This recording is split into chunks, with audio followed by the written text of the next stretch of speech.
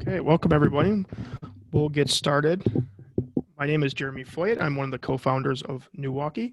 We do this ForeFront program to spotlight neighborhoods and businesses around the city of Milwaukee or really Milwaukee County.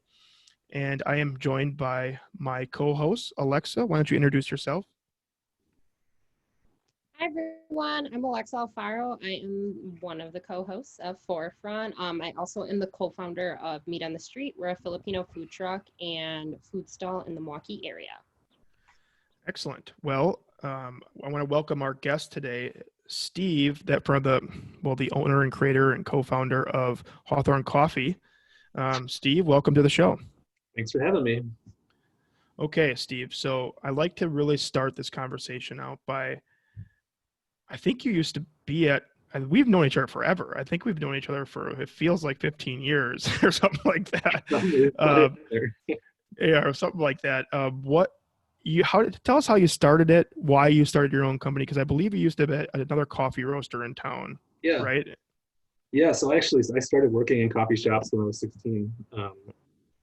I got my first job because I went into that shop every morning and just bought my cup of coffee on the way to school. One morning I didn't have enough money to pay for the coffee, but they gave you a free cup if you filled out an application. So I filled that out real quick and then ran off to school, and then lo and behold, I got hired. So I worked in the shop. I just grew up in coffee, and it's for the last, I think this summer is actually 21 years that I've been working in coffee. So it's just what I know. It's what I do. It's what I've been doing. And, about 6 years ago, I suddenly found myself unemployed and with the opportunity to do something. And I said, well, coffee's what I know. So I guess that's what we're going to do next. So that's the trick, is I could just fill out applications every time I go into a coffee place. And I don't know if they do that anymore, but now that I know that. 21 years ago, they should. I wonder can I ask anything I want? I'll take a latte. Yeah. Awesome. Next time I'm in, watch out for an application. Yeah. When you're starting a business, obviously there's infrastructure, there's branding, there's ideas, is it going to work? I think you started as a coffee truck, right? You didn't have a brick and mortar the first time. Truck, right? I started my first roasting facility. Well, the very first roasting facility was in my garage, where I had my roaster hooked up to a propane tank and was just trying to figure things out. But then we ended up moving into a little 800 square foot spot in West Dallas. And I was only roasting there. I wasn't open, and I was going to farmers markets. So I had a beat up old minivan that I got from my in-laws, and we just would load up all of our tables and tents and generators, and I would go brew coffee at farmers markets. And that's really how we kicked everything off and got out into the world.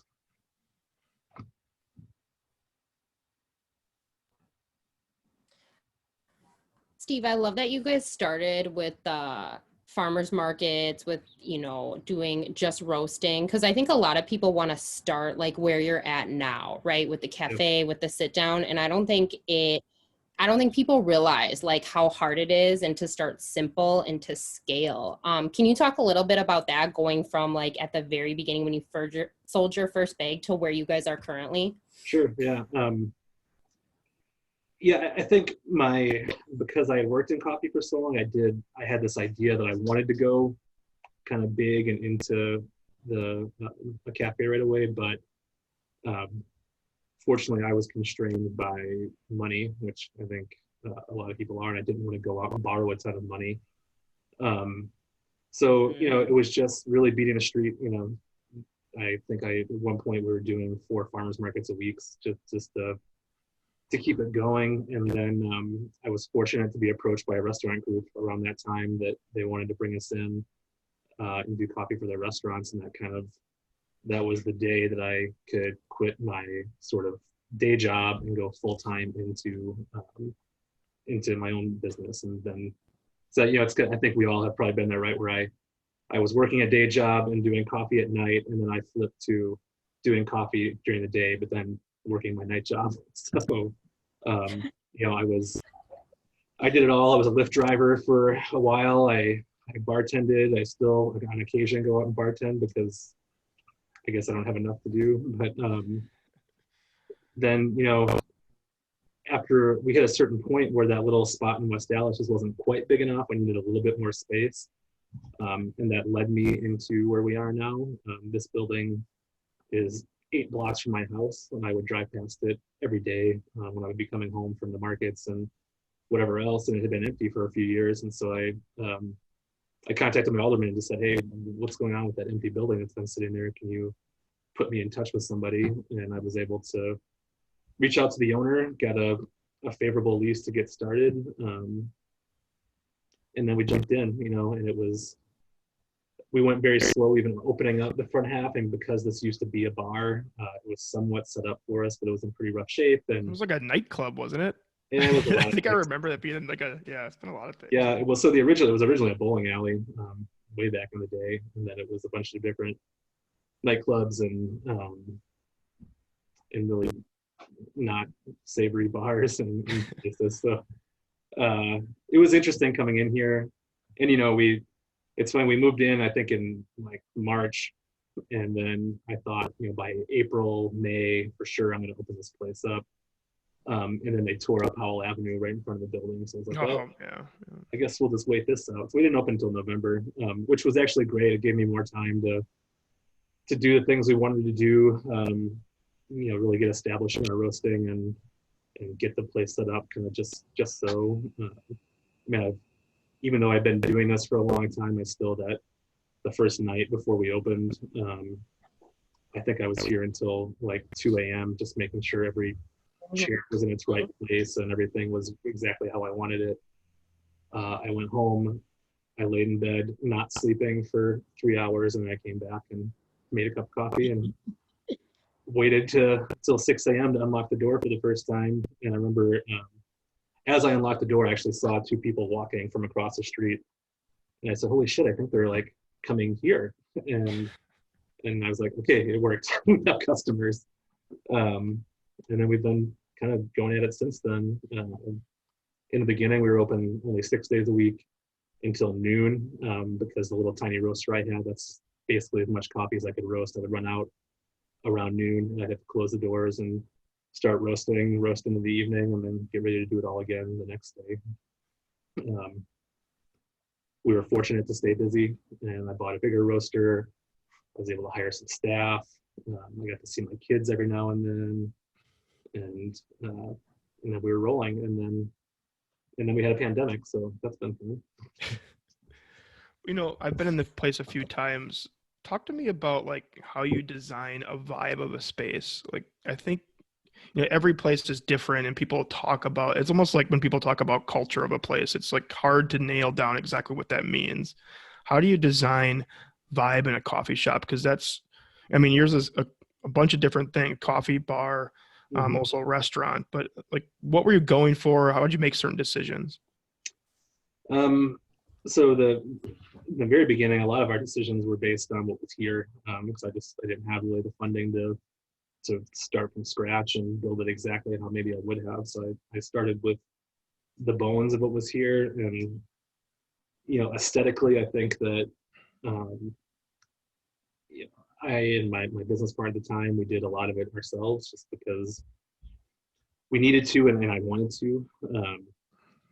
So it was just, I don't know if DIY is the exact term, but I wanted it to be unpretentious. I wanted people to walk in here and feel like this is just, my house, or like you're coming to hang out with me, not, you're walking into a place where, you don't understand the menu or everything's foreign. And it was designed really, I guess, to be a more, I don't know what the exact word, just more like a free-flowing, like, you come in and you just we all chat and figure out what you need.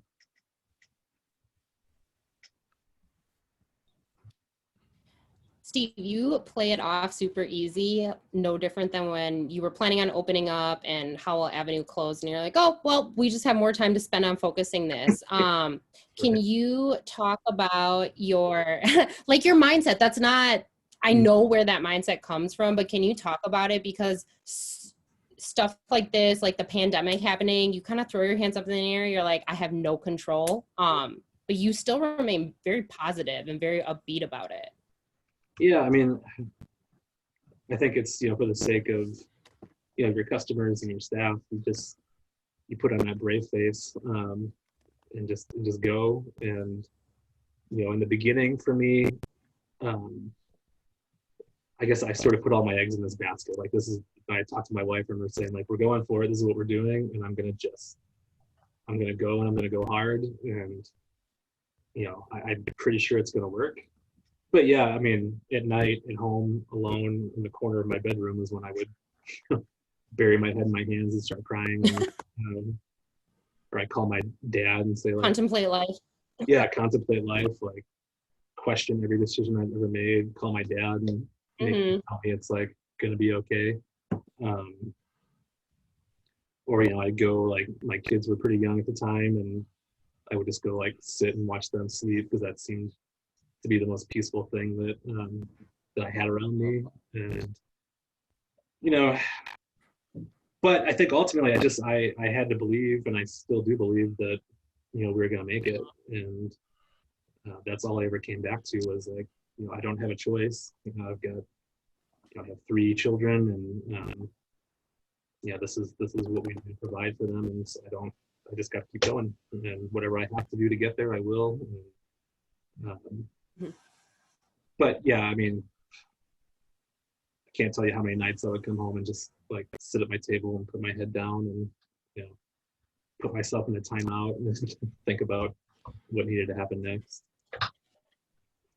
It's the same now. It's like, it's like this pandemic stuff. A friend of mine asked me, like, how are you doing with this? It seems like you guys are doing okay. It's like, well, sure, it seems like that, but, like, I have to go home almost daily and try and reinvent my business. Like we're doing okay, but this isn't, like, nothing about what we're doing right now was what we set out to do. This is what we have to do right now.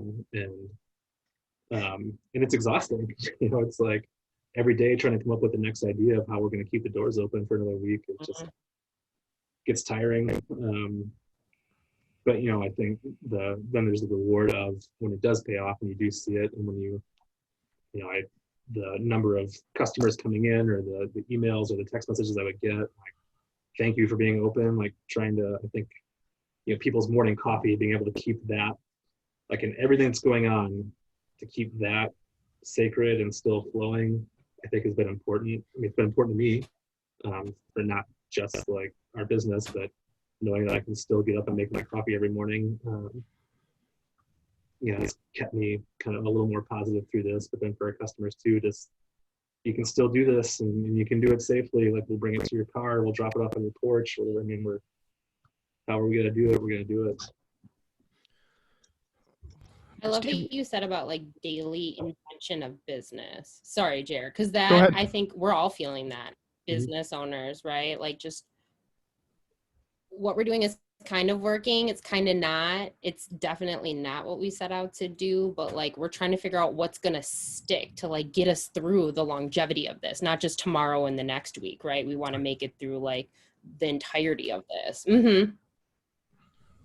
Yeah, I mean, and it's just, it's heartbreaking and frightening when, every week it seems like we hear about another restaurant or something that's closed down. And a lot of those are my friends and people that I care about, but it is about survival right now, I think, in a lot of ways. I want to survive the entirety, but it's like, when is that going to be? I mean, that's that unknown of when is this going to be over. That's where, like, that's what, now every now and then I think about, like, man, I just want to go on vacation. But you're like, when's that going to happen? I'll go sit on the beach on, like, when we're done here, I'm going to go sit on the beach for a while. That's my vacation.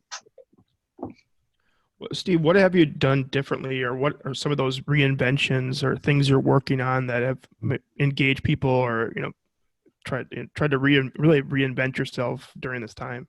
Yeah, I mean, well, what's kind of cool is a lot of the things that we've done are things that we kind of wanted to do anyway. And it's just forced us into that more quickly than we maybe would have liked. But stuff like curbside, this building in the current state of things, like we couldn't do a drive-through here, and it's unfortunately it's like a knife in my stomach every time someone tells me they go through the Starbucks drive-through. But I get it if that's what you need. Like you, Jeremy, probably remember when your kids are little, like the idea of having to get out of your car somewhere just seemed like a great undertaking. So curbside was really the first thing we put in place, where we were, the first iteration was people would call us with their orders. They would Facebook message us or text us what their order was, and we'd get it together and then run outside with our iPad and take their credit card and give them their stuff. Fairly quickly, I was able to work out online ordering. So I built a whole it's web-based but mobile ordering site, so people could go place their orders and they come through and they could tell us if they wanted to come in and pick it up or go out. We started doing local delivery. We started with just our zip code to start, of just our beans and our cold brew, so people could order online and we drop it off on their porch. And then also the physical, with just, I spent so much time studying and researching what the best safety precautions and best practices are to avoid getting anyone sick with our staff and our customers. So just reinventing from the time you walk in the door till the time you walk out, which is like that's been the hardest part for me, is that we really wanted this to be more of a place, like we always have done coffee to go, but we wanted people to come in and stay. I mean, our presentation of how we serve the coffee was always something that was like, it was intended to be enjoyed here. And now, we're like, okay, tell us what you want and they'll get out. Like, quickly, please spread out, go stand over there. You can't stand here. I mean, it's so counterintuitive. And so trying to do that, but still maintain some of our personalities and our welcoming, nature. But, and then the other thing I did kind of early on was cocktail kits, taking some of our popular cocktails from our happy hour and creating kits for people to do it at home, which was, in the beginning, I think when people were more prone to day drinking, those were really flying out. And, now I think people have settled back a little bit, but with, who knows, with virtual school starting, maybe that'll be a needed educational tool for some parents. You talked a little bit about the zip code that you delivered in. You said you obviously live in Bayview, and that's maybe why you chose Bayview. But first of all, is that why you chose this location? Obviously, there's plenty of buildings everywhere. And then what's the second question? Kind of follow up to that is what is it about? And that the whole Howell Avenues kind of went through a change too. Like there's a lot more happening on that street, a lot more restaurants. It used to be, it's kind of an interesting street leading into the airport area there. Do you know any of the other surrounding businesses? What's it kind of like, if you give us that neighborhood perspective? Yeah. So when, I've lived in this neighborhood now for about 12 years. I was in Bayview proper before that. And at the time, my wife and I wanted to buy a house, and that was like right around the time Bayview got, just for us, like slightly too expensive. So we came down to this, Garden District, Town of Lake area to look for our house. And I remember the first week we were in there, we were painting, and we had spent our first night there and woke up and I was like, oh crap, like there's no coffee shops we can walk to in this neighborhood. Like that was a thing we had where we lived in Bayview before that. And so I remember that conversation. And then, when we were getting started with Hawthorne and I was driving past this building, I was like, oh, that fits. And I wanted to have something like that in my neighborhood. And it was sad that Howell Avenue was there just wasn't much happening. It was a lot of empty stuff. This is a huge building on the corner, like almost to the airport. It was just set empty for 3 years. And I just felt like, I wanted to be a part of it. and it's happened. I mean, it took a couple of years, but there is more opening here. Iron Grate started out with us, then they moved right down the block, and having Foxfire here regularly, bringing press waffles down in the weekends to do pop-ups. We're getting more people, and as we first opened and as we continue to be here, our customers are getting, I feel like, younger and younger. I mean, when I bought my house, I was by far the youngest person on the block, and now there's more young families, there's more people coming down to this area, and Howell Avenue, I think, is kind of alive again. Still an interesting mix of businesses at times, but there's activity. I mean, on a nice day, you'll see people actually walking down the street. A lot of our customers that come in during the week are walking here from the surrounding neighborhood. I've gotten to know a lot of the businesses. This in June would have been the second year, but we got canceled. But last year in June, we did we called it Howl on Howl, like a business sort of awareness event where we didn't close down the streets, but we had people doing stuff outside, and it was crazy to see how many people came down. And we set up in our parking lot. We had Milwaukee Blacksmith there. We had Neutral Ground doing some jujitsu. Guys were tossing each other around, and we were sampling beer and coffee. I mean, the whole neighborhood was alive, and it was really cool to see. And that's just more and more that's happening. I mean, it's I think we were part of the impetus to get things moving, but I think this is the natural migration of Bayview. 15 years ago was not a lot of people there, and then that got big. Now more people are coming down here, so it's really cool to be part of that rejuvenation, I guess, of a neighborhood, and watching it grow and being sort of in the center of it. It's been really nice. I've been known to wander into On the Clock a few times. I love that place. I do too. It's a nice little place. It's like often never talked about, but the food's good too.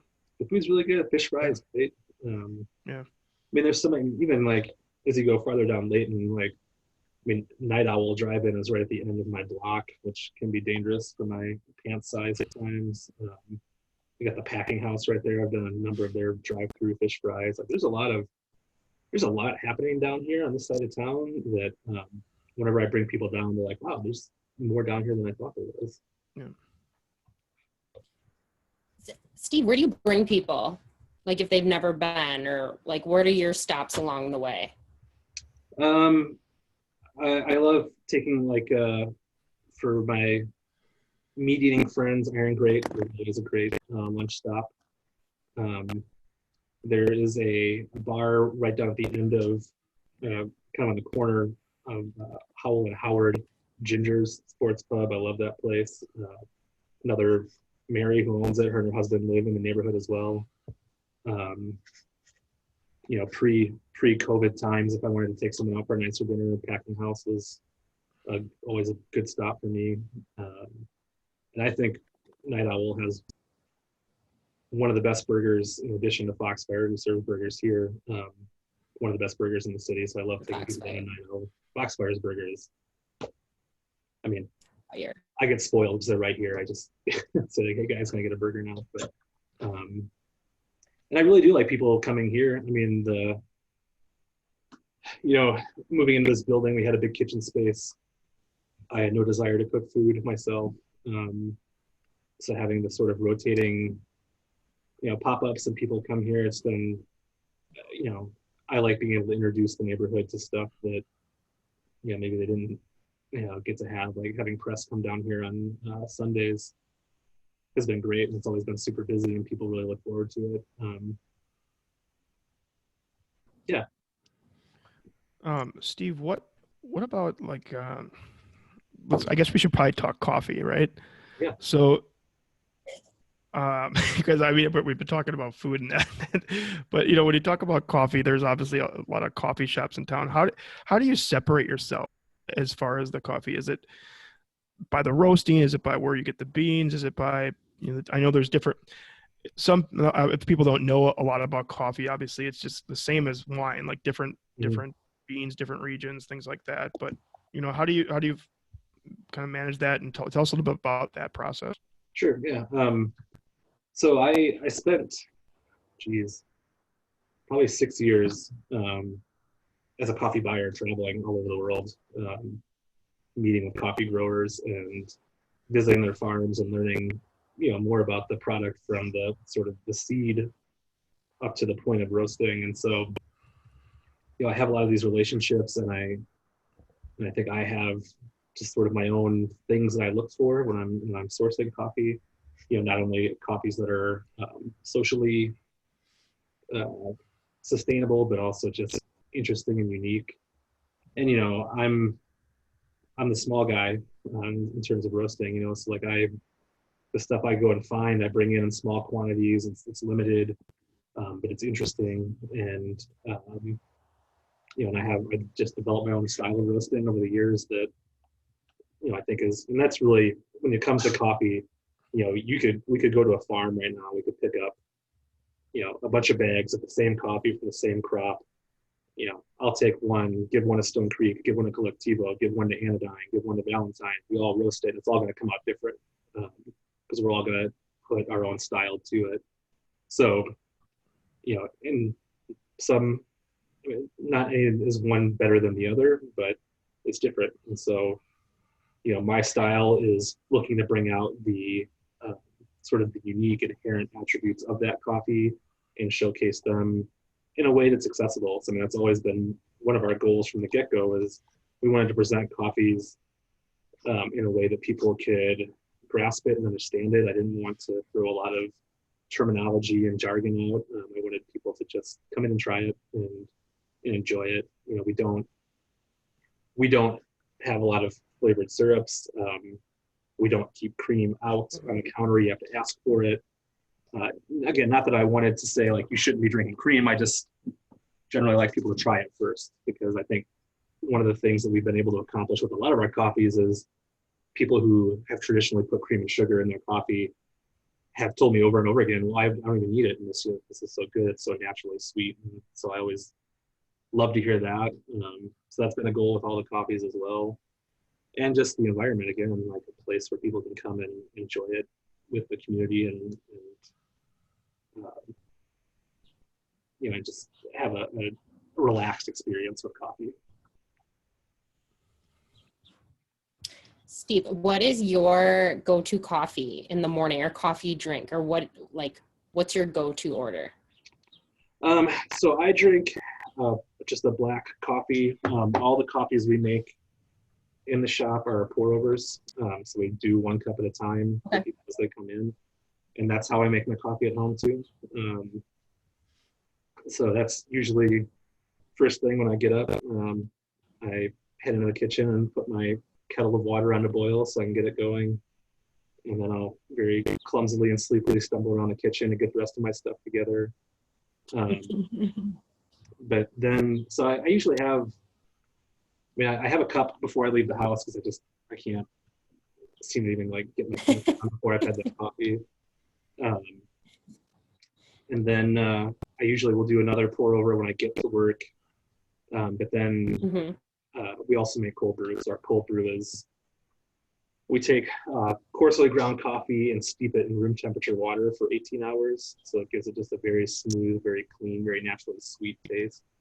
So for the rest of the day, I'm usually sipping on a cold brew. That's what I'm doing right now. I love your cold. Yeah, it's just like, I don't know, there's no, when you do the slow steep like that, you really brew out all the acidity. So it's not getting that liquidness that you would normally get. And then we have a version of our cold brew that we make where I put unroasted beans in a used bourbon barrel for about a month. So the coffee takes on the flavor and the aroma of bourbon. There's no alcohol in it. So that's one that's, when it's a little too early to start cocktail hour, you can have that and sort of feel like maybe you're having a little something. And then the other thing that I'll do when I really want to just kind of get the day going is I enjoy just the straight espresso. I worked pretty hard on our espresso blend to just make something that was, again, that people would want to drink by itself without a lot of milk or sugar in it. And, but I think as I've gotten older, I gotta kind of I can't do as much caffeine as I used to. I gotta pace myself, otherwise I start getting very chatty and people don't understand me. Awesome. Well, final question, Steve. As we, hopefully sometime soon come out of this pandemic and things can, whatever the term is, get back to normal, or, we start thinking about where we want to take our businesses, where do you want to take the Hawthorne Coffee? Do you want more locations? Is that kind of a goal of yours? Or is it, working on different systems and different types of coffee within the store? Or what do you think that future looks like? Yeah, that's a really good question, and one that I think 6 months ago I would have had a different answer probably. I do, while I love this location and we will never leave here, I have considered some other areas of the city where I think we could do well and that we would be well received. We do have a truck that I ran the last few summers. This year, I just decided that to give it a break because we needed to keep things simple and focused. I'd like to get the truck going again because that to me, I mean, I really like the nomadic idea of just like, let's go, if we find a neighborhood we think we might want to be in longer term, let's just go take the truck there and hang out for a while and see what it's like. And just food trucks, I mean, have become a thing in Milwaukee. I mean, 5 years ago it really wasn't, and here the whole culture has really started to blossom. I'd like to explore that, and we do in the shop here, I guess. I mean, so that's sort of, so like more locations, truck, mobile, event stuff is on my mind, but also just our building here. We've done a lot of events, a lot of community-based stuff I'd like to dive deeper into because we are blessed with so much space. I'd like to utilize that space for the community, for organizing or making the community a better place, helping kids. So I think one of the things I'm most looking forward to is just getting people back in the building and using the space. It's a little depressing at times walking around here with no one in here. So I think getting some people back in the building again, and just, I mean, and Jeremy and I, we've talked about this over these however many billions of years we've known each other. I have a passion for making Milwaukee better, and I'm proud of where it's come in the last 10 years that I've been really working as a business owner and a resident, and I'm just ready to kind of get that going more. And as we've grown here, I've been fortunate to have some really great staff, and I think I've got some time, or will have some time, to throw myself back into community projects. Awesome. Well, thanks for your time, Steve. And if people that are listening to this or a future recording of this, your location's in technically the town of Lake or Bayview area, close to the airport on Howell Avenue. Yep, and 77 South Howell. Awesome. Well, thanks, Steve. And I'm sure we'll catch up soon. I'm sure I'll be in sooner than later. Thanks, Alexa. We'll connect soon. Thanks, guys. Take care. Thanks, everyone.